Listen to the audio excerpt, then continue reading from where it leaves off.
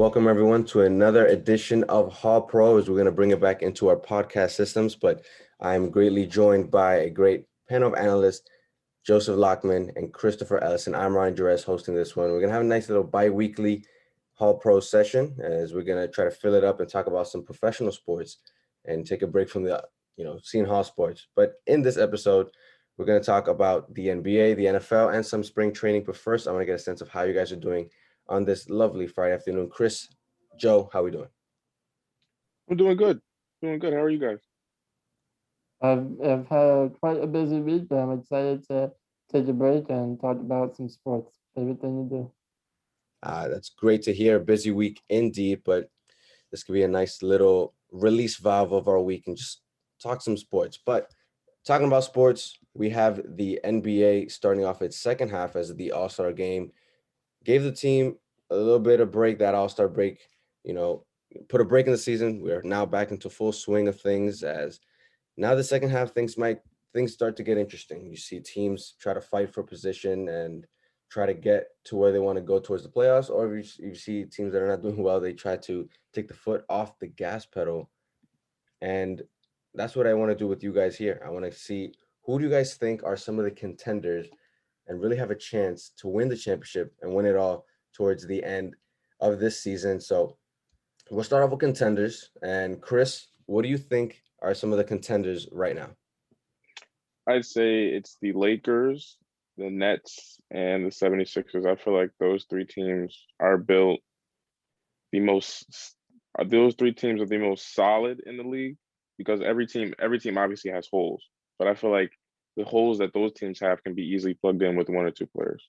Yeah, mine is not really too much different. I am, although it's not a very popular opinion, I'm gonna throw the Utah Jazz in there. I really do think that if they can stay consistent, especially Donovan Mitchell. I'm a huge Spider fan, but he just has not been as consistent as they needed him to be in the past. I really think that the Sixers are gonna come out of the East.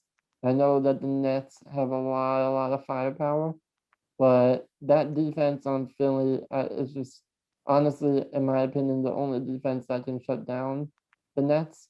In my opinion, I think they can lock down. I don't want to say lock down, but at least slow down all of that firepower enough to get some wins.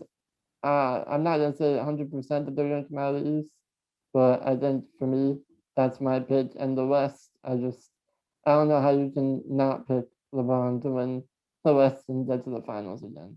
So those are my picks. There's some great picks. Obviously, when you have the teams stacked like the Lakers and the Nets, and I'm surprised you guys mentioned the 76ers. They've been playing outstanding, and Joel Embiid has done a great job. But I feel like, the Bucks are still a very strong team when you have the reigning two-time MVP. He Giannis is still a force to be reckoned with, and I know he really shrinks in the playoffs, and that's something that can definitely be touted against him. But I feel like he's been getting playoff experience. It's gonna be really hard now in the East when you have those two juggernauts like the Nets and the 76ers, but they still are a team to be reckoned with. The Miami Heat are tough too. Now in the West, I really like the Phoenix Suns. The impact Chris Paul has been doing for that young team, I feel like is insurmountable. And who would have thought they would have been a top 2 seed this late into the season? They've always been, almost fighting for that 8th seed in the bottom, but they're all the way at the top. So I love the energy I'm getting from Phoenix. So those are some of the good teams. Those are some of the ones that we really like. But now I want to get a sense of what teams have been doing well so far, but you don't think you have no faith in them going ahead. So Joe, what are some pretenders? I don't want to hate on your Suns, but I think that they are doing great. But I think when it comes to the playoffs, I mean, they have such a young roster, and I know they have CP3 in there. And they do have a couple veterans, but all in all, I just don't really see them being the likes of like a Lakers or a Clippers in a 7-game series. Yeah, they can take some wins here and there. Devin Booker, we all know he's clutch, but I just don't really see them going too far. in the playoffs, even though they are an incredible team right now. And I'm gonna just kind of contradict myself and also say the Utah Jazz, because I just don't see Spider being as consistent as he needs to be to keep that team in first place and winning playoff series. I do think that they'll get to the Western Conference Finals. I think it's doable for them, but I don't see them going any further than that. In terms of the Eastern Conference, um, I would probably have to go with. Oh man, I'm just laughing saying this. The Bucks as a pretender because I don't know, man. I love Giannis, I really do, but I just don't see them going to the finals. I just can't.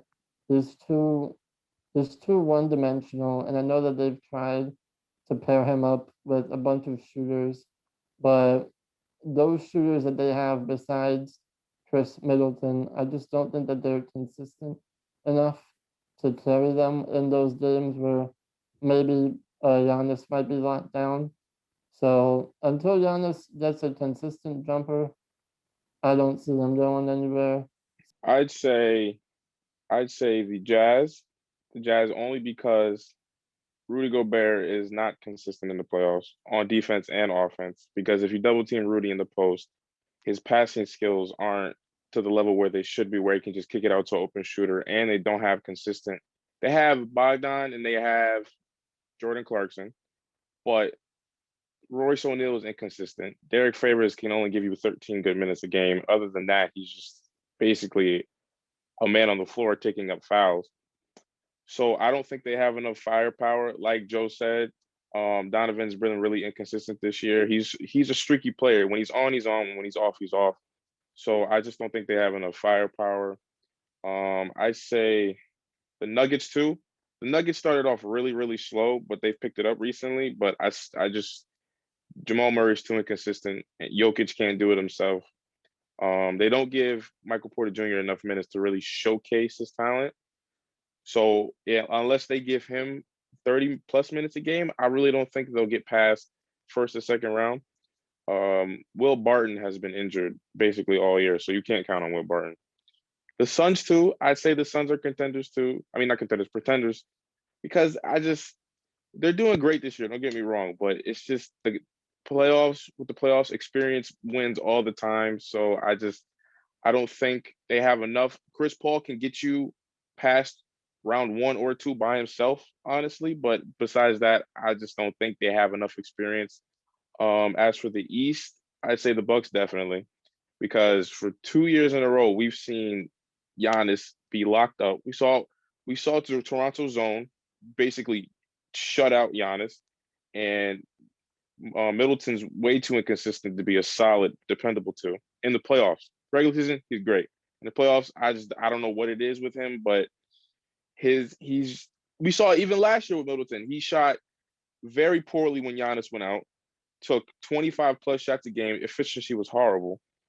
And we saw the Heat lock up Giannis. We saw they put Bam on Giannis, and Giannis had problems for 3 or 4 games in that series. So unless Giannis develops a solid jump shot, consistent free throw shooting, or one of those two, I don't see how they get past the conference finals. The Heat too.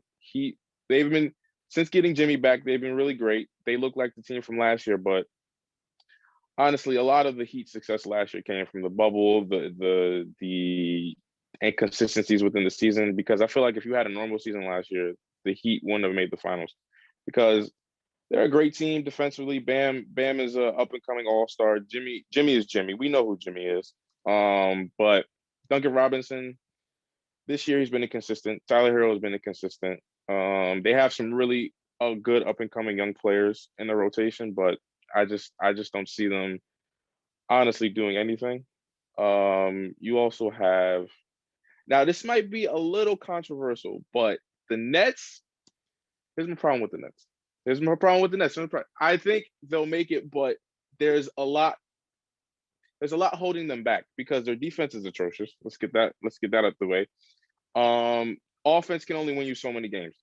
And in a playoff 7-game series, teams can lock in on your offensive schemes and play to their strengths. Defensively, DeAndre Jordan is a shell of himself. He's not DeAndre of old.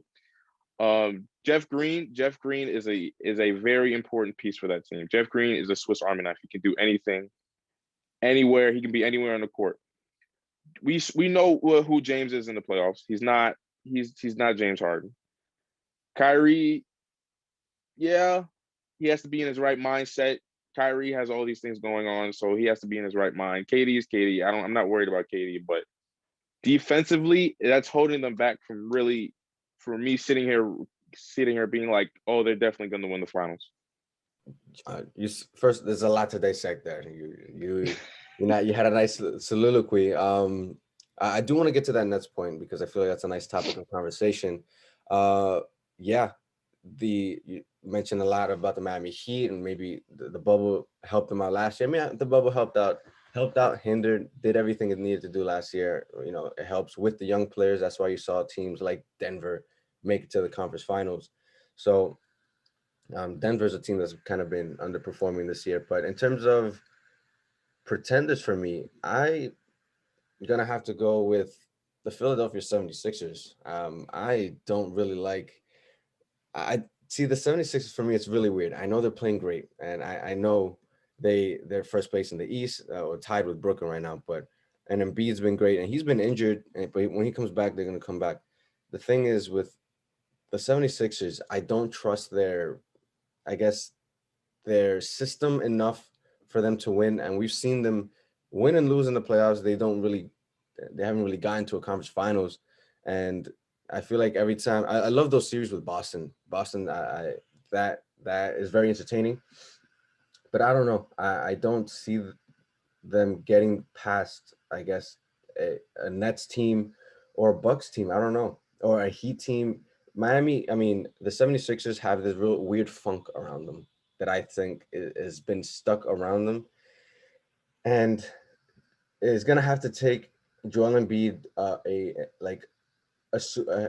Herculean performance for him to really elevate them, because Ben Simmons is really just holding them back with his jump shot. He has the potential to really make them the best team in the NBA if you really think about it, but I don't like Philly in that sense. But I want to get to the Nets point.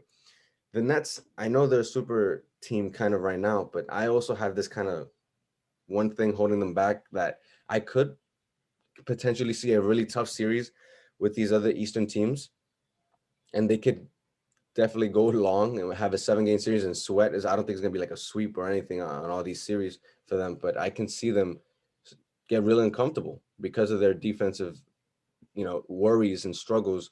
And we saw at one point it was the worst defensive efficiency of all time. And if a team like Miami, who's great at defense, and a team like Milwaukee that has the defensive player of the year back-to-back years and could potentially, really lock in on the defense, things could happen. And you got the New York Knicks working its way up into the leaderboards. You never know. If the playoffs ended today, the New York Knicks are a 6th seed, and that's surprising, right? It's very surprising. And who knows? We got a Brooklyn, and we get the Knicks in a playoff series. You never know. That'll become March Madness. You never know what happens every good night. Knicks upset the Nets. The world goes on fire. That would be. I would love to see that. What do you guys think about that? That would be like a dream come true for me. Even though Nets would probably get smoked most of those games. They could put up a fight. Whatever they don't have in talent, they make up in heart. I am a diehard Nets fan, so yeah, I would say they could steal a few games. Definitely make them uncomfortable, but then again, who can't? I mean, the Nets are just awful defensively. Offensively, they could easily score like 180 in a game, but defensively, it's just atrocious. I mean, it says a lot when KD is your best defender, and you don't even have him on the floor right now. So I mean, it's just. I mean, I think that the Nets are back to the pretender thing. they are a pretender, but I mean, I feel like everyone feels this way. So I feel like everyone is kind of expecting them to kind of have a really tough time in the playoffs and, just, I don't want to say crumble because I do still think that they might make it to the finals on offense alone, but yeah, I don't know. But Knicks and Nets, if that happens, I mean, I'm not leaving the couch for like weeks if that happens. Knicks and Nets. Yes, I would love to see it, but we all know the outcome. Only way the Nets lose.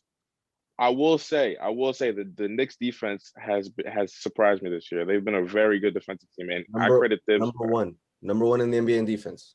Exactly, and I credit Tom Thibodeau with that. That's all Tom Thibodeau. But like Joe said, the Nets can easily score 180 a night. They're the best offensive team in the league. That's no debate. But like I said, defense wins championships, so you never know what can happen. And with those two teams, you really never know can happen. So I would say those are my pretenders, the New York Knicks. They're doing well, but I don't think they're gonna make it to the finals. I'll say that. So enough talk about the teams. Now that we're in the second half of the season, I want to get a sense of you guys' MVP race and who do we think? Because there's some debate in that, but maybe we all might have the same opinion as well. But we'll start off with Joe. Joe, who do you think is your front runner, or who are the front runners right now for MVP? What's the race looking like? To be honest, as long as Giannis doesn't win it again, I'll probably be okay. 'Cause I just don't understand why he's won twice in a row. I mean, I get it; they were number one in the East, but I mean, I don't know. It boggles my mind. It confuses me. But anyway, I digress. Um, I mean, it has to be LeBron, right? It has to be LeBron. I just don't see how you can't vote for LeBron. He's getting up there in age, and he looks like he's like an 18-year-old out there on the court with the wisdom of a man at his age. It's actually insane what he's doing. I would love to throw in Steph Curry also, because I feel like that team is awful. You take them off that team, they're easily worst in the league. And I'm a Knicks fan, so that says a lot. Um, so yeah, I would definitely say it's probably between LeBron and Steph for me. I know that people are saying you could throw James Harden in the mix, but I mean, if you have a team with Kyrie and KD with Harden, I just don't see how you can make that argument. At least in my mind, I can't. Obviously, LeBron should win. LeBron should have won it last year. That's a universal opinion. LeBron should have won that last year. Giannis did not deserve that, and I don't think he deserved Defensive Player of the Year either. But that's a whole nother topic because AD was playing lights out defensively. But that's a whole nother topic. I really love the way Dame is playing this year. He's averaging 31, 5, and 8. Jokic 27, 11, and 9. That's ridiculous for a center. 9 assists a game for a center. That's ridiculous. Joel is doing Joel things, 30, 12, and 5, and Steph, 29, 5, and 6. But I gotta give it to LeBron. He's 36 years old. He looked like he's playing in high school. It's ridiculous. So I gotta give it to LeBron. I'm glad that we all have the same opinion about last year. I'm glad that we all having the same opinion right now. LeBron, I mean, what more can you say? You can't really say much. He's just special. You can't really put it into any other words. So I mean, that's how I feel like it's going right now. Ever since he got to the Lakers, even in that first year when he had him in the fourth seed and then he got injured. But as soon as he went to the West, he's been playing like he's just been playing like an MVP. And last year should have won, of course. But this year, I agree with Curry. I love the way Curry's playing, and he's getting like a lot of recognition, which I feel like he kind of missed that being out last year. Curry, Dame, but one name I want to throw in there is Chris Paul. Chris Paul having the Phoenix Suns all the way up. They're at the 2 now. They're the 3 seed currently. But when you have a team so young and so inexperienced and so consistently bad as the Phoenix Suns at the bottom of, they were getting lottery picks every single year. But now you sprinkle in a little bit of Chris Paul, a little bit of State Farm in there, you get a 3 seed Suns. I mean, it's I don't think it's any coincidence. He's doing a phenomenal job there. Obviously, another year for Devin Booker, and then DeAndre Ayton, and a bunch of Mikal Bridges. All of that goes into it, but still, Chris Paul is the one, really guiding that ship and really elevating them to a 3 seed, which nobody expected. We all knew they were going to be better because in the bubble last year, 8-0, that we kind of, the Suns were on the horizon last year, and I feel like they're a year early right now. But Chris Paul's getting up there in age. He kind of took some flack for his age, but now he's playing a lot better. He's playing like a wisdom guy like LeBron. So he's probably not gonna get it. I like throwing him in there because of how well he's doing with the Suns. But so that's who we think for MVP. Do you guys have any other suggestions or any comments on our picks, or should we go right into the underperformers? What do you guys think? Honestly, I forgot about Chris Paul. I do see the argument there. Sprinkling a little da da da da da, but yeah, I mean, I don't know. I think it's just because I feel like people aren't recognizing Chris Paul as like being the main factor for them doing so well. Honestly, I feel like people keep going back to how well Aiton is playing and Booker's development. I feel like that's part of the reason why he's not like really in there. If you look on the news, like you never hear Chris Paul for MVP. But yeah, I mean, I think that was a really good one. I can't believe I forgot about the old man Chris Paul. Now, quickly moving on to the players that have been underwhelming. I want to get a sense quickly of who do you think was kind of expected to be in the MVP, conversation, and who's not been living up to the expectation. So, Chris, what do you think?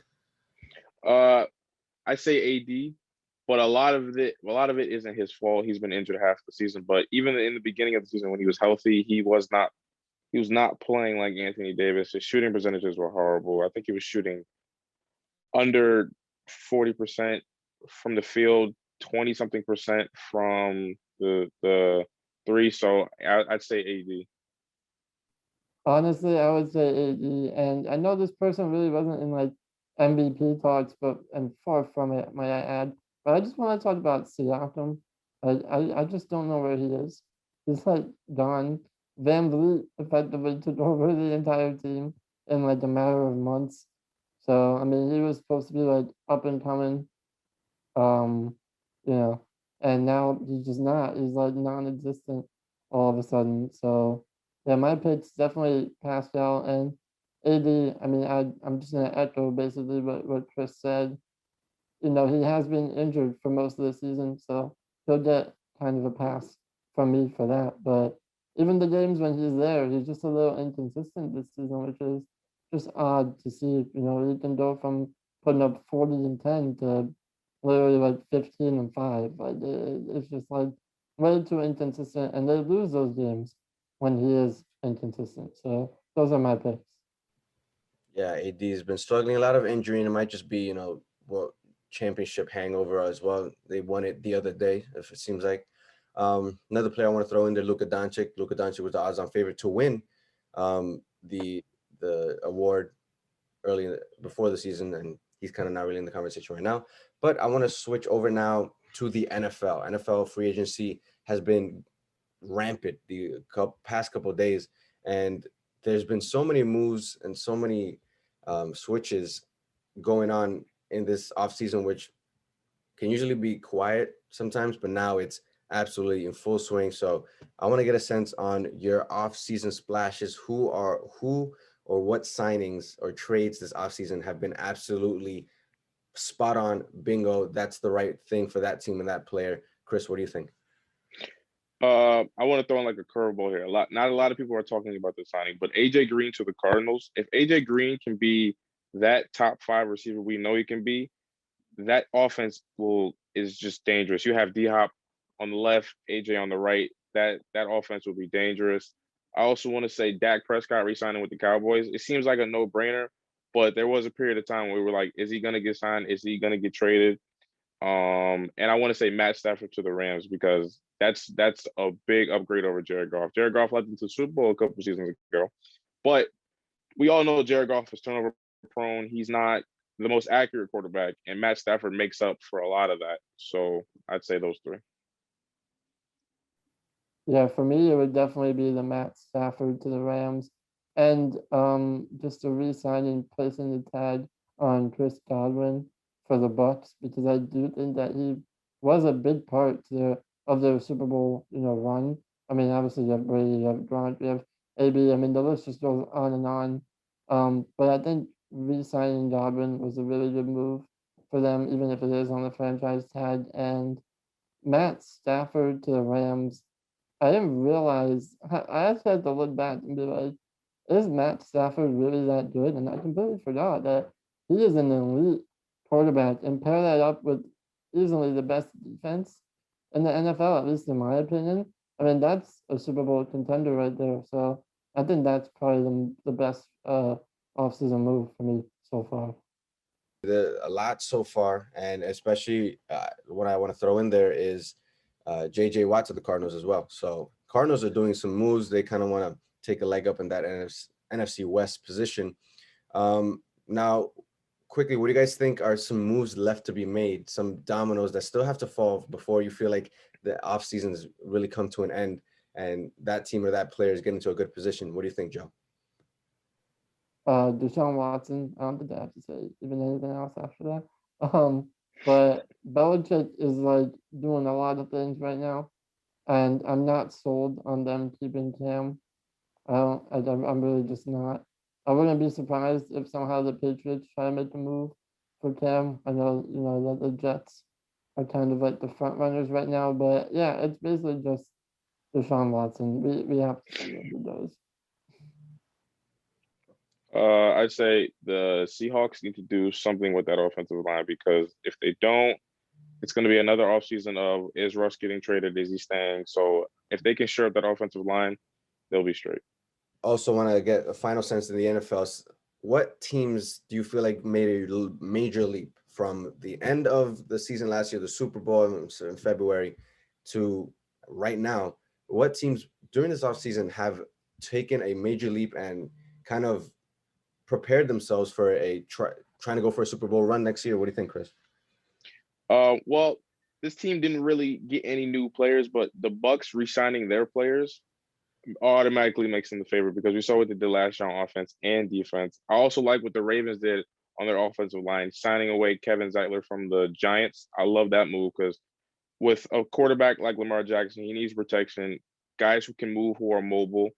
The Patriots, I like their moves. I really like what they're doing. They're finally spending money in free agency. So, and we know what happens when they actually spend money in free agency. Randy Moss, all of those guys, and the Cardinals. I love what the Cardinals are doing, even though it's only a couple moves. Big moves, big signings. Yeah, pretty much the same for me. I also really like what the Jets are doing right now. Obviously signing Robert Saleh, as the coach was big, and then getting Corey Davis.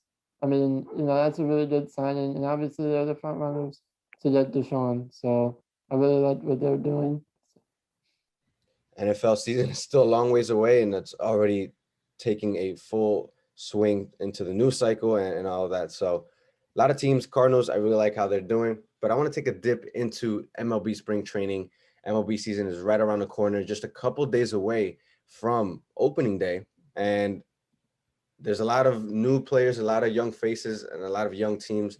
So I want to get a sense of your sleeper teams on, what are some of the teams that are not really being talked about right now? What do you think, Joe?